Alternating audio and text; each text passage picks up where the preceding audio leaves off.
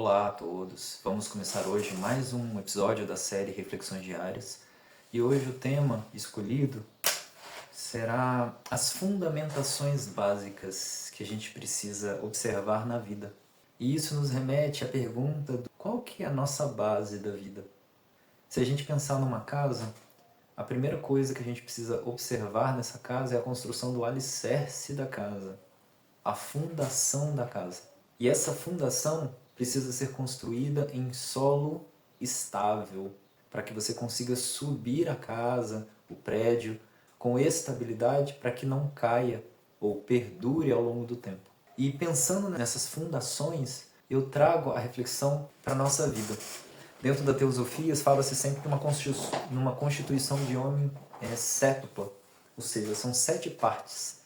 Se a gente voltasse para aquele conceito da descida do espírito na matéria, à medida que o espírito mais puro, mais desapegado, mais longe da matéria, ele começa a descer na matéria, ele vai se envolvendo na matéria dos planos que ele está entrando e que ele vai se aprofundando. Cada plano que ele entra, ele se envolve com aquela matéria. E essa matéria vai se tornando um veículo para aquele espírito dentro daquele plano.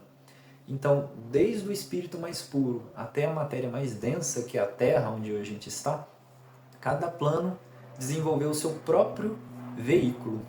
O importante é entender que nós temos veículos, e são diferentes veículos. Se a gente está falando do plano físico, o mais óbvio é o veículo físico, né? O nosso corpo físico. Ainda dentro do físico, a gente poderia falar que nós temos um veículo etérico, um veículo que é um pouco mais sutil do que o físico, mas ele ainda tem uma função de trazer a vitalidade para o corpo através de um plano mais sutil, que é esse plano etérico. Acima desse plano etérico, a gente fala de um plano astral, ou um plano dos desejos. E aí existe também um veículo, que é esse veículo astral, esse veículo das emoções. E por isso nós sentimos emoções, porque temos esse veículo para utilizar.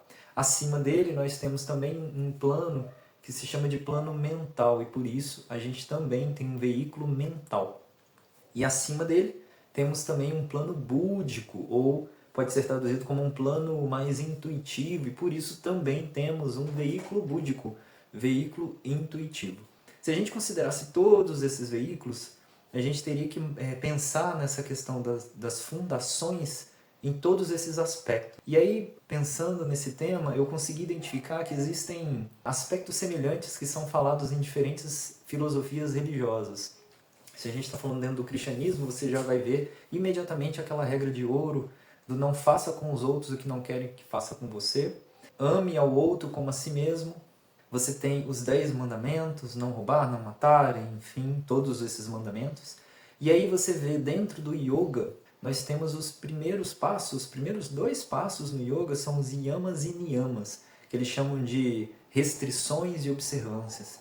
Então, dentro do budismo, quando você começa a praticar meditação, praticar a filosofia dentro do budismo, em suas diferentes linhas, normalmente você faz os votos de monge, e esses votos eles se aplicam basicamente a 5 restrições. Então a gente pode falar que você não pode ferir nenhum tipo de ser vivo, ou seja, causar dor ou causar ferimento ou violência a nenhum tipo de ser vivo, que você não pode mentir, não pode pegar objetos ou coisas que não lhe são dadas, e você não pode ter conduta sexual imprópria também, num sentido de que você não pode causar dor, mal a ninguém, então você não pode ter uma conduta que gere violência, ou gere dor, ou gere agressividade a alguma outra pessoa por meio da conduta sexual. Não usar intoxicantes ou substâncias que perturbam o equilíbrio da mente. E a gente pensasse nos veículos que eu comentei, a gente também precisa pensar na nutrição desses veículos. Você está nutrindo bem todos os seus veículos? Você está nutrindo bem o seu corpo físico, as suas emoções, os seus pensamentos? É preciso sempre levar em consideração também a questão da constância e do ritmo. Quando a gente fala que uma coisa causa mal a gente, que gera algum tipo de desequilíbrio no corpo, a gente não fala somente de uma questão que é pontual. A gente pode, de fato, comer alguma coisa e de repente passar mal porque aquele alimento estava contaminado ou por algum motivo gerou um desequilíbrio no corpo. Mas a questão toda na nossa vida é que a gente precisa construir esse alicerce, essa fundação em um lugar sólido, estável. E para isso, a gente precisa considerar a constância e o ritmo. Então a gente está falando de coisas que precisam ser cultivadas diariamente na gente para que a gente consiga construir essa fundação estável, correta.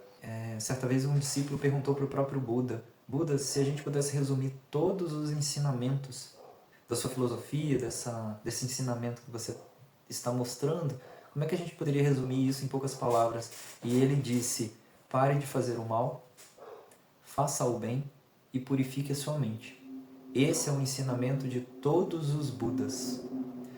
Então, se a gente pensasse nos yamas e niyamas, que são essas abstenções e essas observâncias, a gente precisaria executar isso todos os dias e aos poucos ir trabalhando elas em nós, né? E criando essa base. E necessariamente a gente precisa falar de karma. Karma representa a lei do equilíbrio, a lei de causa e efeito. Dentro do cristianismo, divulgou-se isso como a lei da semeadura. Tudo que a gente planta, a gente necessariamente colhe. O plantio, ele é opcional, eu posso plantar o que eu quiser, mas a colheita, ela é obrigatória. Então, dentro dessa lógica de karma, de ação e reação, de causa e efeito, as pessoas tendem a olhar mais para o lado negativo, isso, né? O que eu estou fazendo que está me gerando efeitos negativos na minha vida? Que é justamente a primeira frase: pare de fazer o mal. Então, primeiro, o que a gente faz? Toma consciência daquilo que a gente está fazendo mal, que a gente está gerando efeitos maléficos para nós e para os outros. Mas num segundo momento é preciso tomar consciência do que a gente pode fazer para gerar efeitos positivos, causas positivas na nossa vida. Então, a gente precisa entrar num assunto chamado automatismo ou inconsciência e presença-consciência. O que é isso? À medida que a gente tem ritmo e constância num comportamento, numa atitude que a gente tem, num pensamento, numa emoção, o nosso corpo naturalmente vai exigindo da gente menos energia. Ele quer gastar menos energia o tempo inteiro.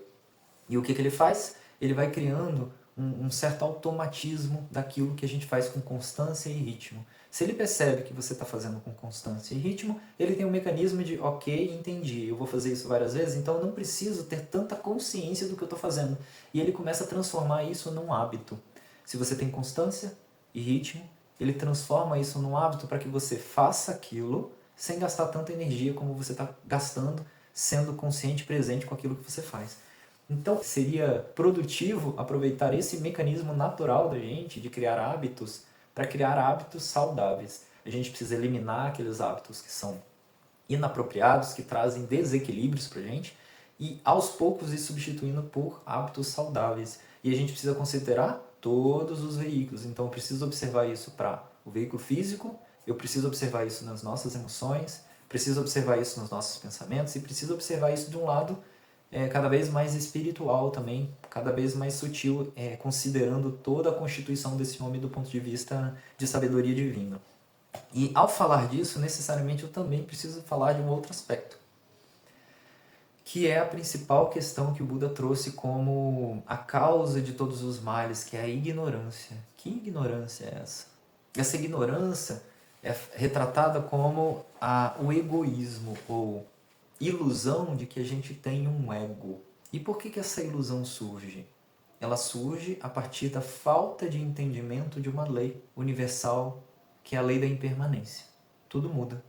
Se tudo muda, por que você acha que o ego, ou essa personalidade que a gente tem, que a gente usa, que a gente expressa através dos nossos veículos, ela vai estar aí? Então, à medida que a gente desce do espírito puro, entrando na matéria, a gente vai se envolvendo com os veículos, com a matéria de cada plano, e à medida que a gente vai descendo, entrando na densidade, na matéria, a gente vai começando a se identificar com esses próprios veículos.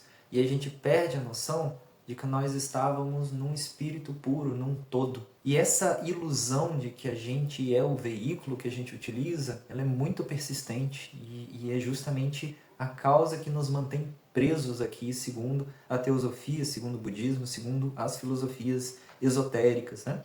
E o que a gente precisa trabalhar? O que seria interessante trabalhando aos poucos para se desapegar desse egoísmo, desse ponto de ilusão de que nós somos essa personalidade, esse ego. A gente precisa aos poucos exercitar, sair do lado de ego, de egoísmo, para um lado altruísta. A gente sair de uma perspectiva individual e entrar numa perspectiva mais coletiva. A gente faz isso como? Primeiro, é dentro da própria família. Você não está agindo somente para você, você está agindo pelo grupo, pela família. E quando a gente expande isso para outras famílias, para uma coletividade, para uma comunidade, para um país, para um mundo, a gente está saindo desse egoísmo e indo para um altruísmo. Essa é uma característica muito importante porque ela traz essa sabedoria interna de se desapegar de ilusões. Além disso, é interessante que a gente toque um pouco mais a fundo nas abstenções e nas observâncias que se fala no yoga, como os yamas e niyamas.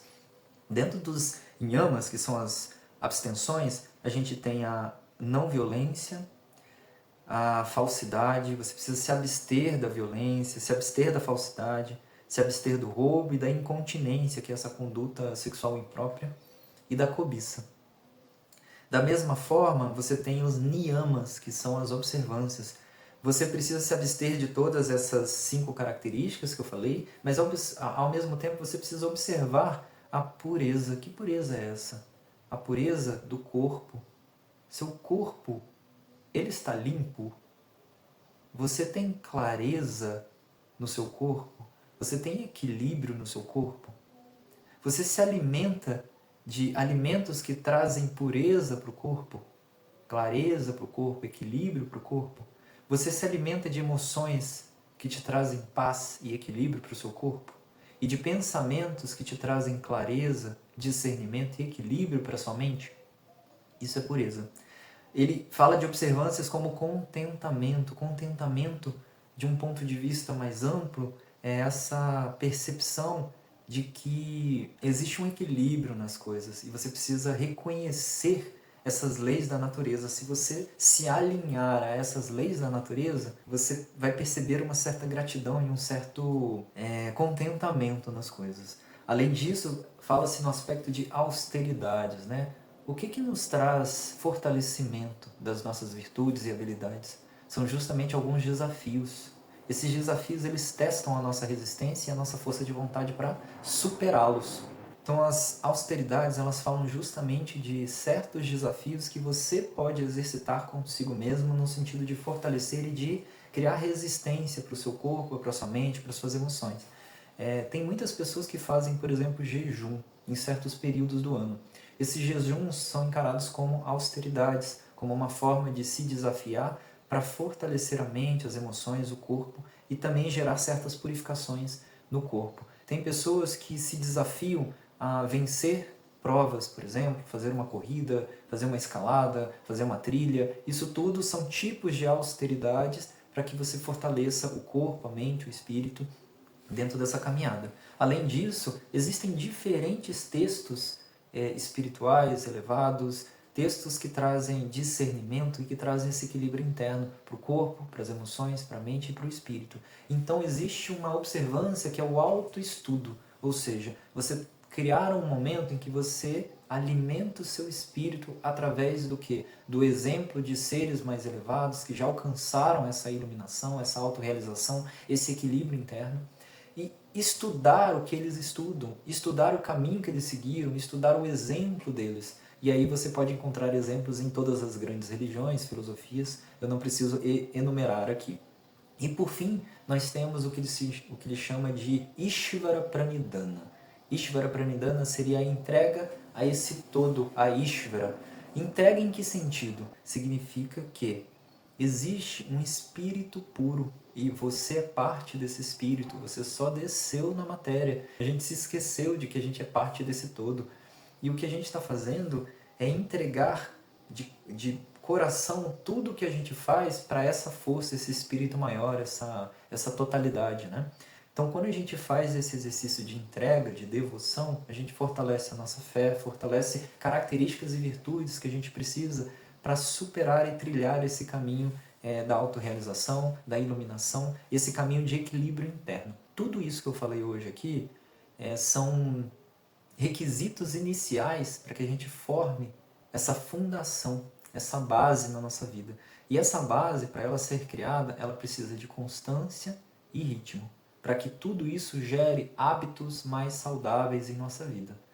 Tudo isso se refere a equilíbrio. A gente está usando a lei da causa e do efeito a nosso favor. Essa foi a reflexão de hoje. Espero que tenham gostado e até a próxima.